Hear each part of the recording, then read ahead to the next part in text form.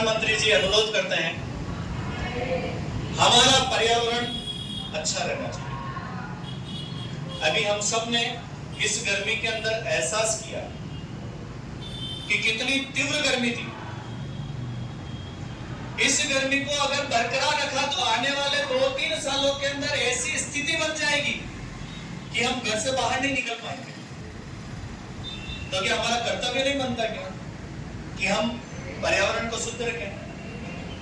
हमारे शास्त्रों में कहा गया है कि कोई भी मनुष्य पैदा होता है तो जब तक वो मोक्ष प्राप्त नहीं कर सकता जब तक कि उसने अपने जीवन काल में 10 पेड़ वापस नहीं लगाए, क्योंकि मनुष्य अपने जीवन काल के अंदर 10 वृक्षों का तो कम से कम उपयोग करता है।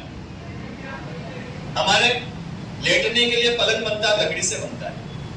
घर के दरवाजे बनते हैं, लकड़ी से बनते हैं। हम जिस फर्नीचर पे बैठ के पढ़ाई कर रहे हैं वो लकड़ी से बना हुआ है। हम लकड़ी का इतना उपयोग कर रहे हैं लेकिन प्रकृति को कितना वापस दे रहे हैं? क्या हमने हमारे इस वर्षा ऋतु के अंदर हमने संकल्प लिया क्या कि हम पेड़ लगाएंगे? पेड़ के उदाहरण हम सब लोगों को ध्यान में है। अमृता देवी 363 महिलाओं के साथ में पेड़ों की रक्षा करते हुए अपना बलिदान दे दिया। क्या था उसके पर? काटने देते, राजा का महल बन रहा था, बढ़ जाता राजा का महल, कट जाते पेड़, वापस उग जाते। लेकिन नहीं, प्रकृति की रक्षा का संकल्प लिया। उस प्रकृति की रक्षा का संकल्प में एक नन्ही सी बालिका के मन में ऐसे भाव उठ गए कि उस बालिका ने अपने गांव की सारी महिलाओं को मोटिवेट किया, क्योंकि उस समय पुरुष नहीं थे। पुरुष सारे खेत पे गए हुए थे काम करने के लिए और राजा के सैनिक आ गए थे उन पेड़ों को काटने के लिए। तो जो उस समय गांव के अंदर थे मौजूद, वो सभी गए और उन पेड़ों से लिपट गए कि भाई आपको अगर पेड़ काटना है तो हमारे को मारना पड़ेगा। 363 महिलाओं को कत्ल करके और उन पेड़ों को काटा गया। उस अमृता देवी ने बलिदान दिया पेड़ों को बचाने के लिए।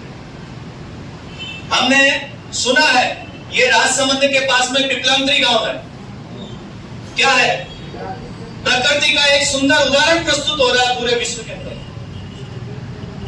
वहां के व्यक्ति कोई भी शुभ आयोजन होता है, उस शुभ आयोजन पे उस गांव के बाहर जाकर के एक वृक्ष लगाते हैं। वृक्ष लगाना ही महत्वपूर्ण नहीं है, पौधा लगाना ही महत्वपूर्ण नहीं है, उसको पेड़ बनाने तक उसकी चिंता करते हैं। रक्षाबंधन के दिन वहां की सारी महिलाएं थाली सजा करके गांव के जंगल में जाती है और हर पेड़ को रक्षा सूत्र बांधती है, राखी बांधती है। उसके पश्चात अपने भाई को राखी बांधती है। ऐसा सुंदर उदाहरण वो दे रहे हैं।